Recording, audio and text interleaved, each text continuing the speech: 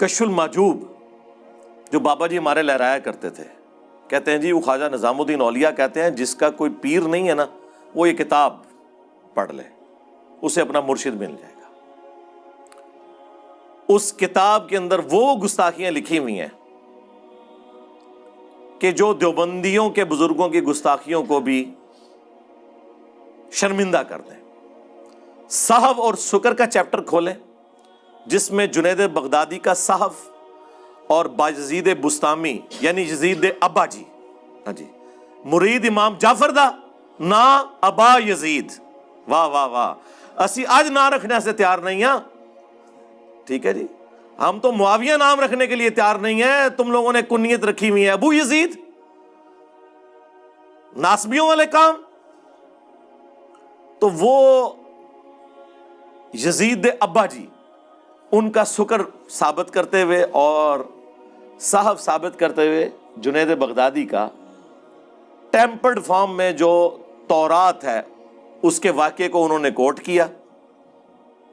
وہ پوری تفصیل تورات میں آتی، نعوذ باللہ، کہ حضرت داؤد علیہ السلام ایک دفعہ چھت پہ چڑھے، انہوں نے اپنے صحابی کی بیوی کو نہاتے ہوئے دیکھ لیا، انہیں پسند آئی، اس صحابی کا نام تھا اوریا، یہ اوریا مقبول جان وہی والا نام ہے اوریا، اور انہوں نے اسے جنگ میں قتل کروا کے اس کی عورت کے ساتھ شادی کر لی، نعوذ باللہ۔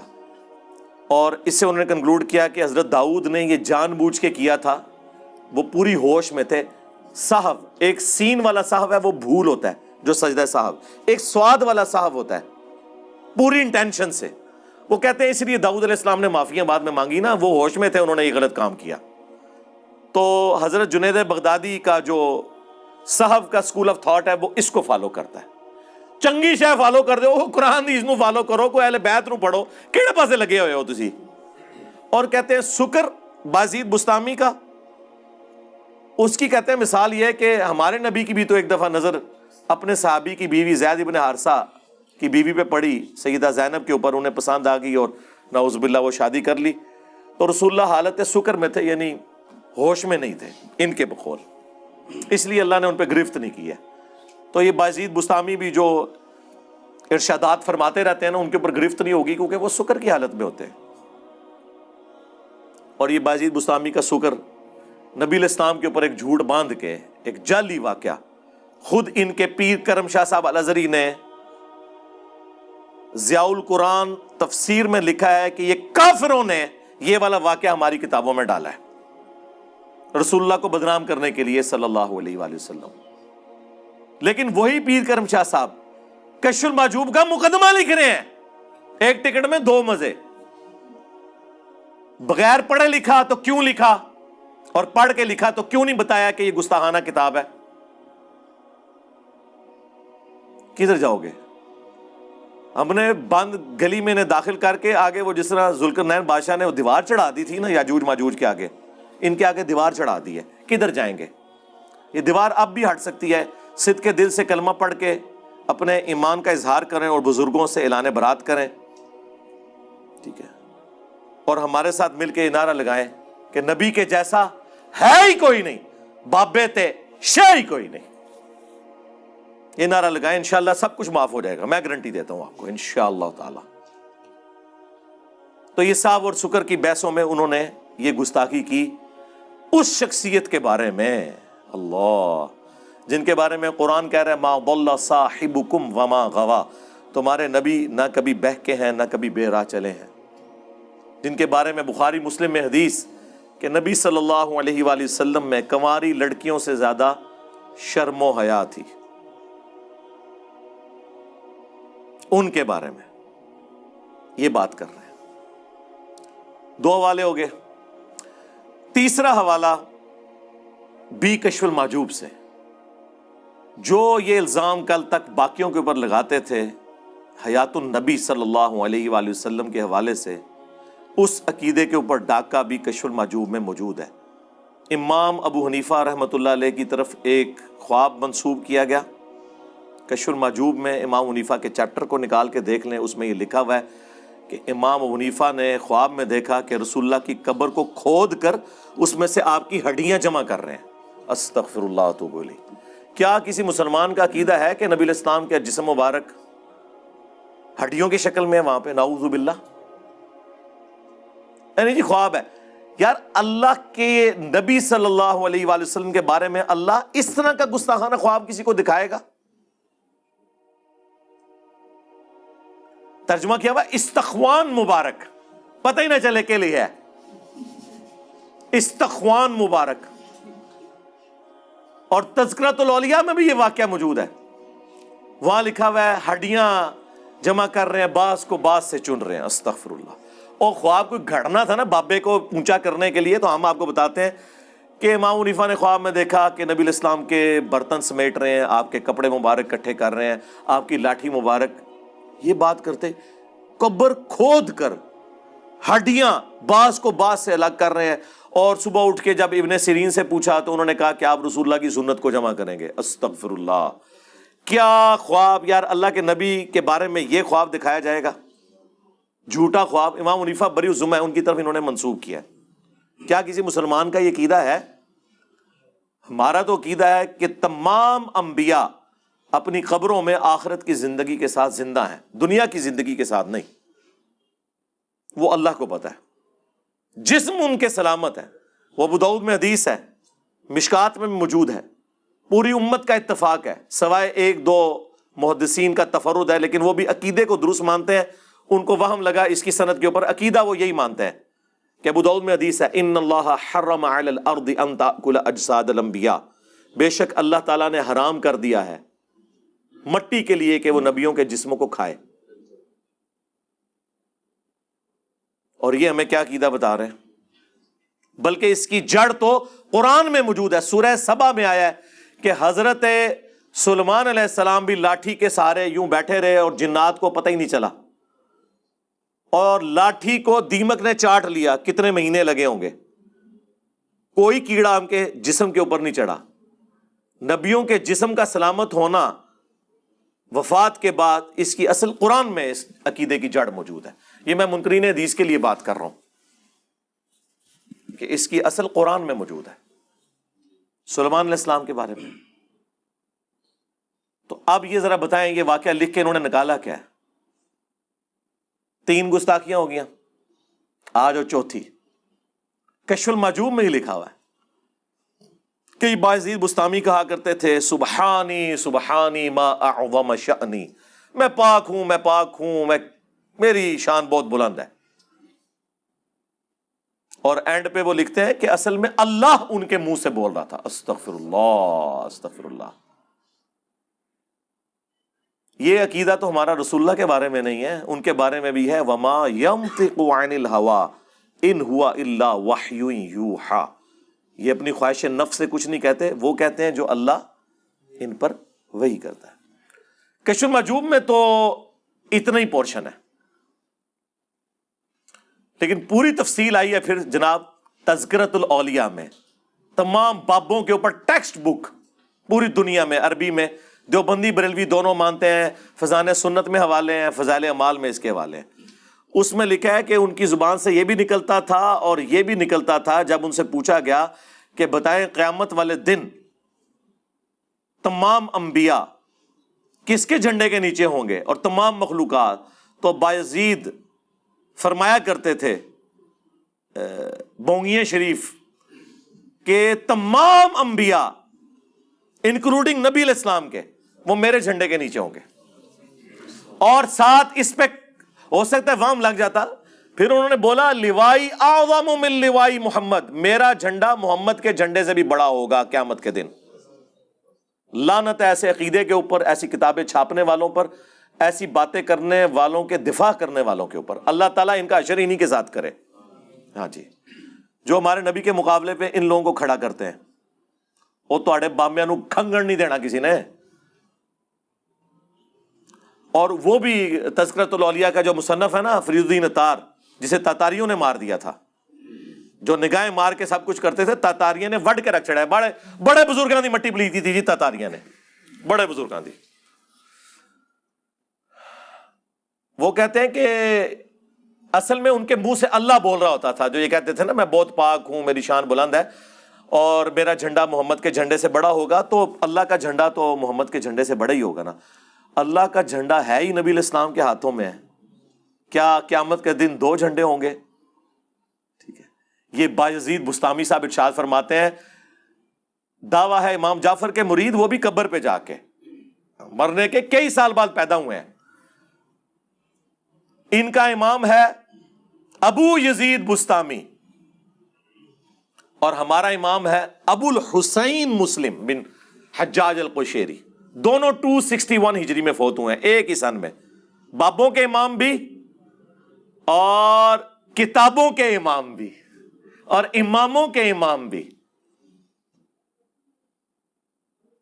اور صحیح مسلم میں کیا لے کے آ رہے ہیں وہ کہ نبی علیہ السلام نے فرمایا قیامت کے دن میں تمام اولاد آدم کا سردار ہوں گا، سب سے پہلے مجھے قبر سے نکالا جائے گا، سب سے پہلے میں شفاعت کروں گا، سب سے پہلے میری شفاعت قبول کی جائے گی۔ اللہم اجعلنا منہم، آمین۔ اور صحیح مسلم میں حدیث، سب سے پہلے میں جنت کے دروازے پہ جاؤں گا، داروغ جنت پوچھیں گے کون؟ میں کہوں گا محمد، تو وہ کہیں گے کہ مجھے اللہ نے حکم بھی یہ دیا تھا کہ میں آپ کے نام کے سوا کسی اور کے لیے دروازہ نہ کھولوں جب تک کہ آپ جنت میں داخل نہ ہو جائیں۔ یہ ہمارا امام ابو الحسین مسلم بن حجاج القشیری المتوفی 261 ہجری فرما رہے ہیں، اور آپ کے امام بایزید بستامی المتوفی 261 ہجری کیا ارشاد فرما رہے ہیں؟ آپ کے لیے تو ارشادات ہی ہیں نا۔ اس طرح کے جب آپ عقیدے رکھیں گے تو آپ کس منہ سے نبی علیہ السلام کی شفاعت کے حقدار ہوں گے؟ جب یہ باتیں ہم بیان کرتے ہیں، اس کے بعد ہم کہتے ہیں کہ بابت شیعی کوئی نہیں، کس کے مقابلے پہ؟ اللہ کے نبی علیہ السلام کے۔ اس لیے اب ہم نے یہ شعر مکمل کر دیا ہے کہ نبی کے جیسا ہے ہی کوئی نہیں، بابت شیعی کوئی نہیں۔ ہوں تو تسلی ہو گئی نا، کہتے ہیں آؤٹ آف کانٹیکسٹ کوئی نہ کٹے، اونی کو کٹن لگا، پورا شعر کٹن گے، کہیں گے ٹھیک ہی تو کہہ رہے یار۔ آپ لوگ تو کہتے تھے گھوڑے کے قدموں کے خاپت کے کہانیاں بنائی ہیں سن نے، کوئی غوث کتب ابدال نہیں پہنچ سکتا۔ ہم تو نبی علیہ السلام کے مقابلے میں بات کر رہے ہیں، آپ تو گھوڑوں کی بات کرتے تھے، ہم تو الحمدللہ دلائل کے ساتھ ایک مقدمہ آپ کے سامنے رکھ رہے ہیں الحمدللہ۔ یہ جناب 4 حوالے ہو گئے۔ 5واں حوالہ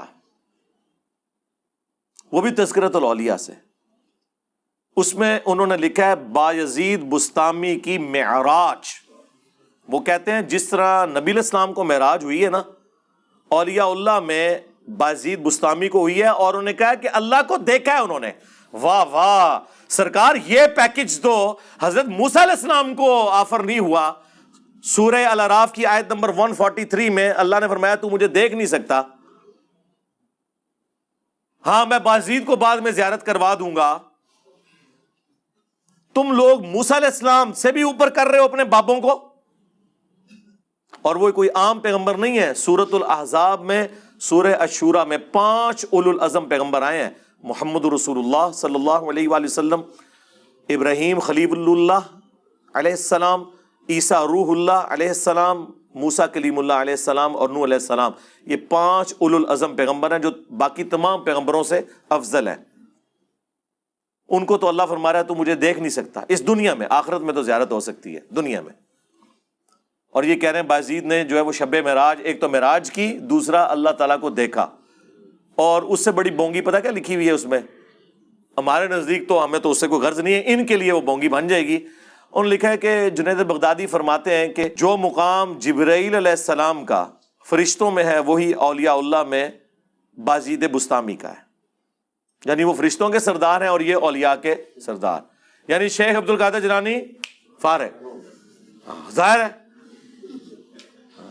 اور عبد القادر جیلانی تو بایزید کے آلموسٹ کوئی 200 سال بعد آئے ہیں، 200-250 سال بعد، تو وہ اس پوسٹ پہ آ کے بیٹھ ہی سکتے، جبرائیل نے معزول تو نہیں ہونا نا، تو یا بایزید بستامی معزول ہو چکے ہیں۔ اور فرما رہا کون ہے؟ جنید بغدادی۔ جنید بغدادی خود شیخ عبد القادر جیلانی کے پردادا پیر ہیں۔ شیخ عبد القادر جیلانی کا جو سلسلہ ہے نا بیعت کا، وہ جنیدی سلسلہ ہے، وہ تو خود جنید بغدادی کے مریدوں کے مرید ہیں، اور وہ کہہ رہے ہیں کہ ہمارا سردار وہ ہے، تو پھر شیخ عبد القادر جیلانی تے شاہی کوئی نہیں۔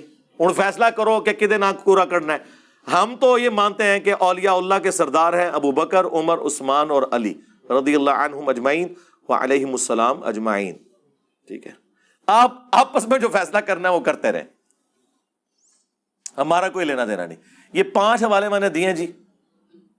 ٹائم قیامت تک جے تہاڈی آنے والی نسلیں وچ کوئی جم پوے نا، یہ جواب دے، بول وہی جو حق ہے، ٹائم قیامت تک ہے. اینڈ پہ میں اسے کنکلوڈ کرتا ہوں جو ان کے پاس بونگیوں کے دفاع کے لیے وہ کہتے ہیں جی وہ دیکھیں بزرگوں کی شتیہات ہیں. وہ جی ایک حدیث ہے نا جی مسلم شریف میں، جی کون سی حدیث؟ اب وہ مسلم شریف کی حدیث کا اس سے کوئی لینا دینا ہی نہیں ہے، وہ مشکات میں بھی موجود ہے. نبی صلی اللہ علیہ وآلہ وسلم نے ایک گنہگار شخص کی توبہ کا حال بیان کیا ایک مثال سے، کہ ایک شخص سفر پر نکلا، ریگستان کے سفر پر، اس کا سارا ساز و سامان اونٹ پر لدا ہوا تھا. تھوڑی دیر کے لیے آرام کے لیے رکا تو اس کا اونٹ وہاں سے بھاگ گیا. اٹھا تو پریشان ہوا، ریگستان کے سفر میں اونٹ غائب تو آپ کی زندگی گئی، کیونکہ کئی میل تک پانی نہیں ملے گا. وہ بیٹھ کر موت کا انتظار کرنا شروع ہو گیا. اچانک وہ اونٹ واپس آ گیا. وہ اتنا خوش ہوا کہ اس نے کہنا تو یہ تھا کہ اے اللہ میں تیرا بندہ، تو میرا رب. اس کی خوشی کی وجہ سے زبان لڑکھڑا گئی اور اس کی زبان سے غلطی سے نکل گیا اے اللہ تو میرا بندہ میں تیرا رب. اور آگے الفاظ ہیں جو یہ نہیں پڑھتے، من شدت الفرح، خوشی کی شدت کی وجہ سے زبان لڑکھڑا گئی. یہ نہیں کہ بیٹا پڑھ چشتی رسول اللہ، یا بیٹا جو تو نے اشرلی رسول اللہ پڑھا خواب میں اور اس کے بعد دیداری میں، بڑی تسلی ہے اس میں تیرے لیے بیٹا، ٹینشن نہیں لینی. اس واقعے کا اس سے کوئی لینا دینا ہے؟ اور اس سے وہ کہتے ہیں بزرگوں نے بھی جو کہہ دیا تو وہ بھی اس وقت خاص حالت میں تھے.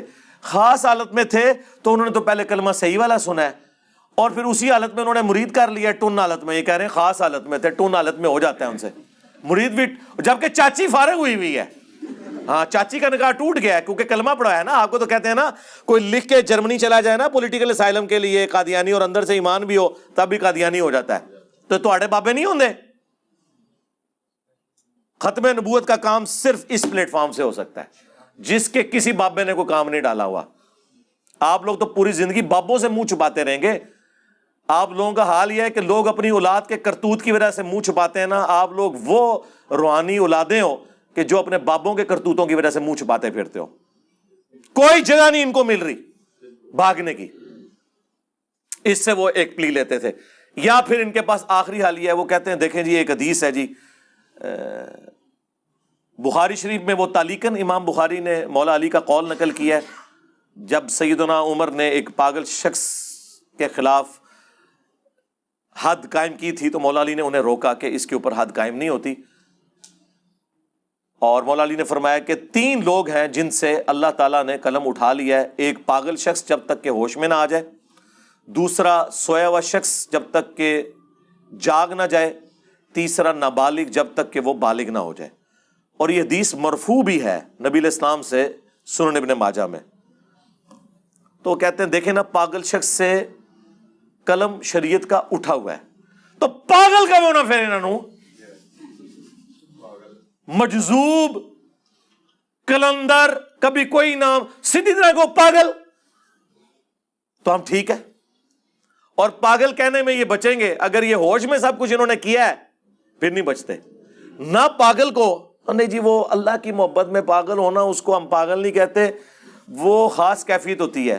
ہم کہتے ہیں رکو ذرا صبر کرو، کل تک تو تم لوگ ہمیں کہتے تھے کہ با خدا دیوانہ باش با محمد ہوشیار، دیوانگی اور شتیہات اور بونگیاں اور مجذوبیت اور کلندریاں یہ صرف اللہ کے لیے ہوتی ہیں. اور بڑے فخر سے کہتے تھے جی منصور الحاج نے انا الحق کہا تھا، انا محمد کہتا نا وہ ہم اسے کافر کہتے کیونکہ رسول اللہ کے لیے دیوانگی نہیں ہے. تو سرکار یہ سب کچھ تو رسول اللہ کی شان میں گستاخیاں آپ کے بابوں نے کی ہوئی ہیں. یا چلے 1 ٹن اس نے زن رکھ لیتے ہیں، کتابوں میں ہوئی ہوئی ہیں، پھر کتابیں چھاپنے والے، ہاں ان کے ترجمے کرنے والے، ان کے اوپر شرعی حکم چاہیے. اور جس نے غلطی ہائی لائٹ کی اس کے لیے ایوارڈ چاہیے. بلکہ ممانع خصوصی سے بنائے اگلی ختم نبوت کانفرنس میں. ہاں کہ یہ ہے ختم نبوت کا اصل مجاہد، جس نے یہ پرواہ نہیں کی ہے کہ غلام احمد قادیانی دجال کام ڈال رہا ہے یا چشتی رسول اللہ والا کام ڈال رہا ہے یا اشرف علی رسول اللہ والا کام ڈال رہا ہے. اس نے تو آ کے امت کو صحیح بات بتائی ہے اور امت کو یہ نعرہ دیا ہے کہ نبی کے جیسا ہے ہی کوئی نہیں، بابے تے شے ہی کوئی نہیں. اچھا آگے تھوڑے سے میٹھے میٹھے سوالات ہیں. اچھی بات ہے. اس میں ہے سوال کہ حاکم وقت کی بیعت اور مرشد کی بیعت میں فرق کیا ہے؟ میٹھا سوال ہے وہ میرے کو لو. اسلام میں بیعت ہے ہی صرف حاکم وقت کی ہے. سورہ نساء نمبر 59 یا ایھا الذین آمنوا اطیعوا اللہ واطیعوا الرسول واولی الامر منکم، اطاعت کرو اللہ کی، اس کے رسول کی، ایمان والو، اور جو تم میں حکمران ہے. فإن تنازعتم فی شیء فردوه الی اللہ والرسول، اگر حکمران سے بھی جھگڑا ہو تو اللہ اور اس کے رسول یعنی کتاب و سنت سے فیصلہ کرواؤ. اگر تم اللہ اور یوم آخرت پر ایمان رکھتے ہو اسی کا انجام بہتر ہونے والا ہے. سورہ نساء آیت نمبر 59. تو حکمران کی بیعت ہی واجب ہے. وہ جو صحیح مسلم میں حدیث ہے جو امام کی بیعت کے بغیر مرا وہ جاہلیت کی موت مرا، اس سے مراد حکمران وقت کی ہے جب حکمران بیعت لے رہا ہو. اسی کی آج کل ایک ماڈرن فارم ووٹنگ والا سسٹم ہے. اس لیے میں کہتا ہوں سر جب ووٹ کے بعد ایک پرائم منسٹر الیکٹ ہو جائے نا تو اگر آپ نے ووٹ دوسری پارٹی کو بھی ڈالا ہوا تھا نا، امام اب آپ کا وہ پرائم منسٹر ہی ہوگا. یہ آپ کو ایکسیپٹ کرنا پڑے گا. ظاہر ہے اب وہ چنا گیا تو پہلے تک ٹھیک ہے آپ اوپینین ڈیفرنٹ رکھ سکتے، ونس ڈیسائیڈ ہو جائے پھر ایک ہی بندے کو آپ نے ماننا ہے. تو حکمران وقت کی بیعت تھی، خلیفہ راشد کی بیعت ہوا کرتی تھی. یہ پیر فقیری کی بیعت تو میرا یوٹیوب پہ کلپ لاکھوں لوگوں نے دیکھا ہے. اس کا عنوان ہے بیعت خلافت اور بیعت طریقت میں فرق. اس کا ایسے عنوان میں رکھا ہے پیری مریدی کی شرعی حیثیت. آپ پیری مریدی لکھیں نا صرف لفظ، سب سے اوپر وہ کلپ کھل جائے گا.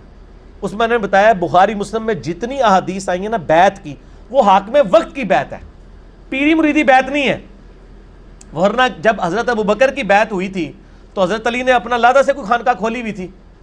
یہاں تو ایک پیر مرتا ہے اس کے 4 بیٹے لادہ لادہ خانقاہیں کھول لیتے ہیں، تو سارے ایک کو ہی مان رہے تھے. اسی طرح تھا نا.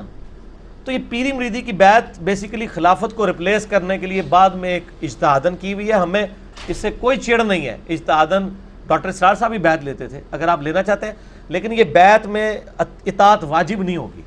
یہاں تو بیعت کروا کے پتہ نہیں کہاں سے کہاں تک وہ دین سے دور کر دیتے ہیں. اس پہ میں اپنی کوئی بات نہیں کرتا. پیر نصیر الدین نصیر صاحب کی ایک کتاب ہے پیری مریدی کی شرعی حیثیت. جو پیروں کی عزت افزائی اس کے اندر انہوں نے کی ہے نا، انہوں نے ایک جملہ میں بتاتا ہوں، انہوں نے کہا آج کے دور میں جس نے اپنا ایمان خراب کرنا ہے نا وہ مرید ہو جائے، اور جس نے اپنا ایمان بچانا ہے تو پیروں سے اپنے آپ کو بچا کے رکھے، خود پیر ہو کے. ٹھیک ہے، میں نے خود ان کو دیکھا ہے. میری ملاقات بھی گھر میں ان کے ساتھ ایک دفعہ سیٹنگ بھی ہوئی، 2007 یا 8 کی بات ہے. تو ان کے پاس میں نے دیکھا ایک وہ بوڑھی سی عورت آئی، وہ پیسے لے کے نا ہاتھ میں پکڑانے یوں اٹھا کے پڑے پھینکے، کہنی بی بی اللہ کو لو مانگ. پیر کے کر سکتا ہے. یہاں بھی جیل میں تقریر کر کے گئے نا، ایک بار ہی بلایا، دوبارہ انہوں نے بلایا ہی نہیں ہے. محفل نعت میں ان دنوں بارشیں نہیں تھی ہو رہی، تقریر ان کی رکھی ہوئی تھی، کم از کم 25-30 ہزار مجمع تھا، پورا اسٹیڈیم کرکٹ کا بھرا ہوا تھا. اس کے بعد یہ تارا جمیل صاحب کا جلسہ اتنا بڑا ہوا ہے جو وہ ہوا تھا. مریدوں نے بلایا، انہوں نے کہا تسی کہندے ہو پیر دیندے نے تے سارے پیر لیاؤ نا بارش کرو. نہیں دیندا جے لے لو، اودی مرضی جدوں دے گا. اسی لیے تو کہتے آخری وقت جو جی وہ وہابی ہو گیا سی، جی یہ ہو گیا سی، وہ ہو گیا سی. اگر وہ وہابی ہو گیا سی تو پھر تہاڈی بزرگی چ کمی ہے کہ تہاڈی اولاد بھی ہو کے تہاڈے سلسلے چ بھی ہو کے وہ گمراہ ہو گیا. پیر تو اسی لیے کیا جاتا ہے نا تاکہ آپ گمراہ نہ ہو. اگر پیر ہی خود گمراہ ہو جائے، مریدوں کو چھوڑ دیں. اگر پیر گمراہ ہو رہا ہے تو بڑے بزرگوں کی بزرگی سٹیک پہ لگ گئی ہے جن کی وجہ سے وہ بیٹھا ہوا ہے. اچھا پھر میں آپ کو ایک واقعہ بتاتا ہوں. یہ شیخ عبد القادر جیلانی رحمہ اللہ تعالیٰ کے بارے میں ایک واقعہ جی. وہ ایک دفعہ ایک جنگل میں عبادت کر رہے تھے تو آسمان سے آواز آئی، ایک روشنی ظاہر ہوئی، عبد القادر تجھے اللہ نے بخش دیا، اب کے بعد کوئی نمازیں نہیں، جو مرضی کر. تو انہوں نے پڑھا لا حول ولا قوت الا باللہ. تو وہ شیطان تھا، چیخ مار کے غائب ہو گیا. شیخ عبد القادر جیلانی نے کہا کہ نمازیں تو نبی کو معاف نہیں تھیں، میری کیا حیثیت ہے. تو جاتے جاتے اس نے کہا کہ شیخ عبد القادر جیلانی تیرے اس مقام پہ پہنچے ہوئے 70 اولیاء اللہ میں نے بہکا دیے ہیں اسی بات کے اوپر، تو اپنے علم کی وجہ سے بچ گیا. تو انہوں نے کہا یہ تو نے دوسرا وار کیا ہے، میں اللہ کے فضل کی وجہ سے بچاؤں. یہ اللہ اکبر اس واقعے کی میں انجینئرنگ کرنے لگا ہوں کہ سر وہ جو 70 غوث تھے جن کو شیطان نے اونا منہ کر کے دوزخ میں پہنچایا ہے، ان کے لاکھوں مرید کدھر گئے؟ 71 ہی ایک ہی بچا جے، 70 نو تو شیطان لے گیا جے. تے سانو کے پتا ہے تسی جڑے پیر ساڈے بنا رہے ہو انہاں نال کی ہونا ہے؟ اگر غوثاں نال ہویا ہے تو پھر ہم کہتے ہیں اس کو اپنا پیر مانے جس کی گارنٹی قرآن میں ہے، ما ضل صاحبکم وما غوا. تمہارے نبی نہ کبھی بہک کے ہے نہ کبھی بیرا چلے. اور یہ اعلیٰ حضرت نے خود لکھا ہے، اعلیٰ حضرت کی ایک کتاب ہے بیت و خلافت. اوتے چند چڑھے ہے جڑا دیکھ رہے ہو جناب، چڑھ گیا چند. اچھا، بیت و خلافت کتاب ہے اعلیٰ حضرت کی، وہ میں نے اس میں حوالہ دیا ہے. اس میں انہوں نے لکھا ہے کہ یہ جو بایزید بستامی کا قول ہے نا، جس کا کوئی پیر نہیں، اس کا پیر شیطان ہے، یہ محض باطل ہے. تحقیق ہر سنی مسلمان کا پیر محمد رسول اللہ صلی اللہ علیہ وآلہ وسلم. ٹھیک ہوگا جی. تو یہ اعلیٰ حضرت خود کہہ رہے ہیں کہ بایزید بستامی نے جو بات کی ہے یہ باطل ہے. جب ہم کرتے ہیں تو کہتے ہیں بزرگوں کی گستاخ ہے. تو ہم بزرگوں کی گستاخیاں بزرگوں کے اقوال کی روشنی میں ہی کر رہے ہوتے ہیں. میں اعلیٰ حضرت کے ساتھ ہوں کہ یہ باطل ہے اور یہ جھوٹ ہے. جو کلمہ پڑھ لے. پھر قرآن میں تو بیعت آئی ہے اللہ کی، سورہ توبہ میں آیا اللہ تعالیٰ نے مومنین کی جانیں اور مال جنت کے بدلے میں خرید لی ہیں، اس بیعت پر خوشیاں مناؤ. سر جب میری بیعت ہوئی ہوئی ہے اللہ سے اور اس کے رسول سے صلی اللہ علیہ وآلہ وسلم، تو میں چھوٹے موٹے پیر کیوں پڑھا جنہوں نے منوں روٹی دے کے تو پالنا پہ جائے. میں پھر وہ اکثر بات کرتا ہوں نا کہ لوگوں نے گاڑیوں کے پیچھے لگایا ہوتا ہے نگاہ مرشد، حالانکہ وہ نگاہ مرشد نہیں ہوتی، وہ ھذا من فضل ربی ہوتا ہے. اور جن پیروں کو یہ نذرانے دے رہے ہوتے ہیں ان کا بھی کام ہے کہ وہ اپنی گاڑی کے پیچھے لگوائیں کہ مریدین کے نذرانوں کی برکت سے، اور وہ سچ بھی ہوگا. یہ تو جھوٹ ہے نگاہ مرشد. یہ تو بیچارہ پورا دن ٹیکسی چلا رہا ہے، پیچھے لکھا ہوا ہے بری بری امام بری کر دے کھوٹی قسمت ہری، اور جا کے امام بری کے وہاں پہ مزار کے اوپر جا کے چندہ بھی دے رہا ہے. اس مزار کے اوپر جو سارے معاملات چل رہے ہیں وہ تیرے چندے سے چل رہے ہیں. یہ تو ہونا چاہیے اس مزار پہ لکھا ہو کہ ٹیکسیوں والے اور غرباء کی نگاہ کرم سے. یہ سچائی ہوگی. یا پھر خدا کے لیے آپ لکھو ھذا من فضل ربی. حضرت سلیمان علیہ السلام کے دربار میں جب وہ پلک جھپکنے سے پہلے وہ لے آیا ان کا امتی یا فرشتہ یا جو بھی تھا، جس کو عاصم بن برقیہ کہتے ہیں یہودی، مسلمانوں میں ان کے ہاں نام ہے، قرآن میں نام نہیں آیا. تو انہوں نے اس کی تعریف تو نہیں کی، انہوں نے کہا ھذا من فضل ربی، یہ میرے رب کا فضل ہے. حضرت زکریا علیہ السلام مرشد تھے سیدہ مریم کے. سورہ ال عمران میں آتا ہے بے موسمی پھل وہاں پڑے ہوئے. حضرت زکریا کہتے ہیں تیرے پاس مریم یہ فروٹ کہاں سے آتا ہے؟ وہ مریم اگر آج کی ہوتی نا تو کہتے حضور نگاہ مرشد ہے تہاڈی دعاواں دی برکت ہے. انہوں نے کہا یہ میرے رب کے پاس سے آتا ہے. اگے حضرت زکریا نے بھی کہا کہ میں تینوں سکھایا سی، تو میری مرید نہیں، تیری جرت میرے بغیر ڈائریکٹ اللہ تک پہنچ رہی ہے. نہیں. جب انہیں بات سنی چپ کر کے محراب میں چلے گئے اور یہ سوچا کہ جو اللہ مریم کو بے موسمی پھل دے سکتا ہے مجھے اس بڑھاپے میں اولاد بھی دے سکتا ہے، میں بھی بے موسمی ہوں. اور کہا یا اللہ مجھے اولاد دے دے جو اولاد یعقوب کا وارث بنے. یہ خانقاہ ٹیمپل آف سلیمان، یہ جو خانقاہ ہے ہیکل سلیمانی، اس کا مجھے ایک گدی نشین چاہیے. یہ تہاڈے لئے گدی نشین نہیں، نبی جو توحید سکھائے، جو اولاد یعقوب کا وارث ہو بنی اسرائیل کا. اللہ نے ان کو بڑھاپے میں، وہ بڑی پیاری دعا ہے سورہ مریم میں، میرا بال سفید ہو چکے ہیں، سر چمک اٹھا ہے سفیدی سے، میری بیوی بھی بانجھ ہے، میں بوڑھا لاغر ہو چکا ہوں، پھر بھی مجھے اولاد دے دی اللہ نے. ٹھیک ہوگا جی، اللہ کے فیصلے. حاکم وقت کی بیعت کوئی نہ کرے اگر تو وہ پھر کافر. حاکم وقت کی بیعت نہیں، کافر والا کفر اسلام کا مسئلہ نہیں ہے. حاکم وقت کی جو بیعت نہیں کرتا نا تو بغاوت نہ کرے.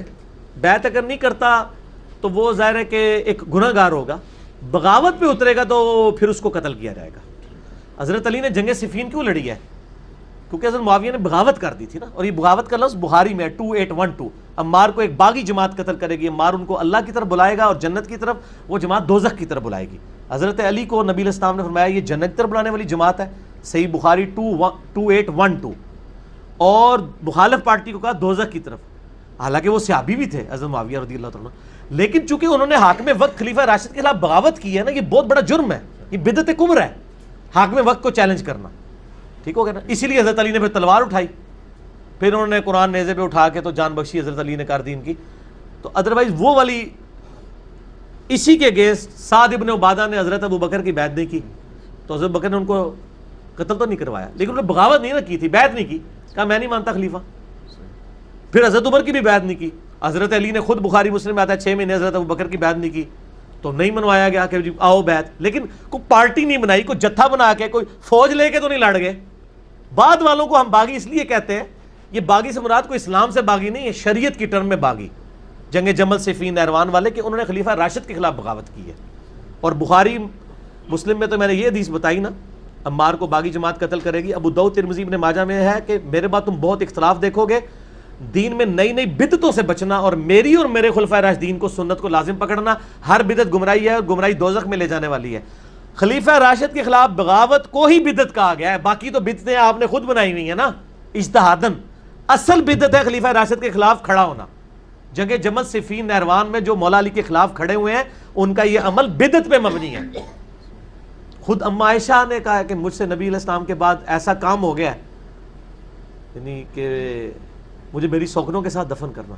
ٹھیک ہے، یہ علیحدہ سے ایک ٹاپک ہے، مسئلہ 101 دیکھ لیں. میں محرم ہے نا، تھوڑا اس پر چل بھی نہ پاؤں، رہنے دو. اچھا، محرم پہ ہماری 28 نمبر مجلس 10 محرم 1440 کو ریکارڈ ہو کے 4 گھنٹے اور تقریباً 14 منٹ کی اپلوڈڈ ہے یوٹیوب پہ.